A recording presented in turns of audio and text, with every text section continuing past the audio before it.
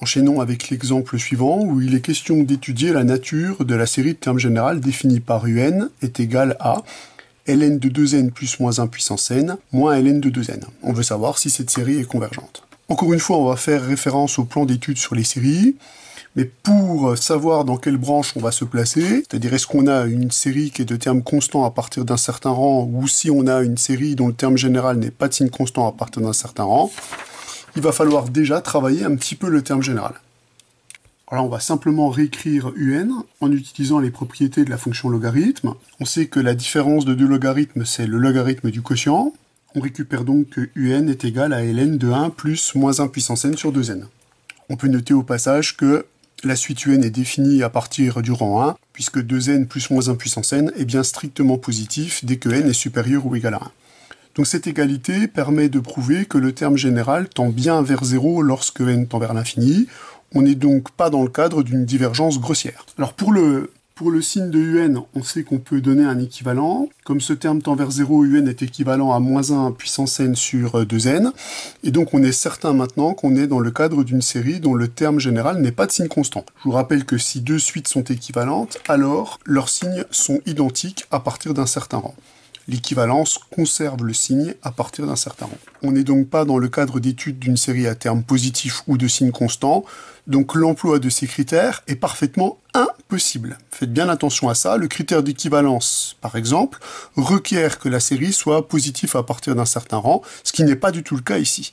Donc là, on va être obligé de se référer à l'étude d'une série dont le terme général n'est pas de signe constant à partir d'un certain rang, c'est-à-dire soit d'étudier l'absolue convergence, soit utiliser le critère spécial sur les séries alternées, soit faire un développement asymptotique du terme général jusqu'à un terme absolument convergent ou de signe constant. On va utiliser cette voie-là puisqu'on verra a posteriori que la série de termes général UN n'est pas absolument convergente. Pour effectuer ce développement asymptotique, je vais utiliser le développement limité de log de 1 plus x lorsque x tend vers 0. C'est un développement qu'on doit connaître par cœur. Il vaut x moins x carré sur 2, plus un terme qui est négligeable devant x carré. Je m'arrête à cet endroit-là, puisque je sais que je vais remplacer x par le terme exact, moins 1 puissance n sur 2n, qui est bien, vérification faite, un terme qui tend vers 0 lorsque n tend vers l'infini. Il est donc parfaitement possible de substituer à x ce terme qui tend vers 0. On obtient donc que un va être égal à moins 1 puissance n sur 2n, moins ce terme-là élevé au carré. Donc le terme en moins 1 puissance n va s'éliminer. Donc le terme élevé au carré va nous donner donc du 1 sur 8n carré, plus un terme négligeable devant 1 sur n carré. A posteriori, on voit qu'on obtient bien le terme général d'une série absolument convergente. On voit a posteriori qu'on peut même remplacer ces termes-là par un terme qui est dominé par 1 sur n carré, puisque si on est dominé par une série de Riemann convergente, on est convergent. Donc ce développement asymptotique nous a permis d'écrire que un va être égal à moins 1 puissance n sur 2n, plus an, où an est dominé par 1 sur n carré. C'est donc le terme général d'une série absolument convergente. On a donc bien réalisé l'objectif de cette case, c'est-à-dire de déterminer un développement asymptotique du terme général un jusqu'à un terme absolument convergent. Voilà le terme absolument convergent.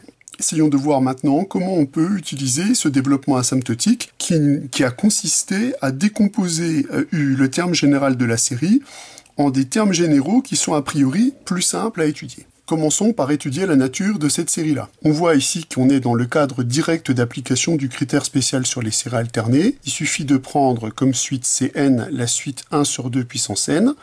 On obtient que Cn est convergente vers 0 et Cn est clairement décroissante. Donc, grâce au théorème spécial sur les séries alternées, on obtient que la série de termes général moins 1 puissance n sur 2n converge. Par ailleurs, la série de termes général an est absolument convergente, puisque an est dominée par 1 sur n carré, et la série de termes général 1 sur n carré est une série de Riemann convergente, puisque son exposant est strictement plus grand que 1. Donc, on peut utiliser le théorème structurel sur les séries convergentes. On a un terme général qui se décompose en la somme de deux termes généraux associés à des séries convergentes. On peut donc en déduire que la série de termes général un est convergente. Alors, il faut faire attention au fait qu'on est dans le cadre de la semi-convergence et qu'on ne pouvait pas faire beaucoup mieux. En effet, la série de termes général UN, elle, n'est pas absolument convergente. Je m'explique. Si je considère la valeur absolue de UN, cette valeur absolue de UN, en reprenant l'étude qui est ici, est équivalente à 1 sur 2n. Or, la série de termes général 1 sur n est divergente, c'est la série harmonique. Donc, le critère d'équivalence appliqué cette fois-ci sur une série à terme positif permet de dire que la série de termes général valeur absolue de UN est une série divergente. Bilan. La série de termes général UN est convergente, mais la série de termes général UN n'est pas absolument convergente. On est dans le cadre d'une série qui est semi-convergente. Donc dans le plan d'étude, on voit que malgré que la suite UN n'ait pas de signe constant à partir d'un certain rang, l'absolue convergence ne permet pas de conclure et rend nécessaire le développement du terme général jusqu'à un terme qui est de signe constant ou absolument convergent.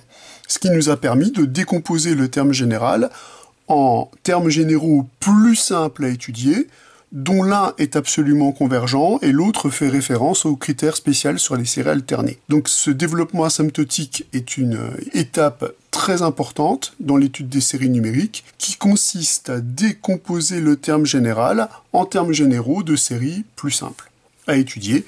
Et là, pour ces séries-là, on reprend l'étude classique. Par exemple, pour celle-ci, on avait une série qui n'était pas de termes constants à partir d'un certain rang, et on pouvait appliquer ici directement le critère spécial sur les séries alternées. Donc on aura assez naturellement recours, lorsque celles-ci ne sont pas de signe constant, à un développement asymptotique du terme général.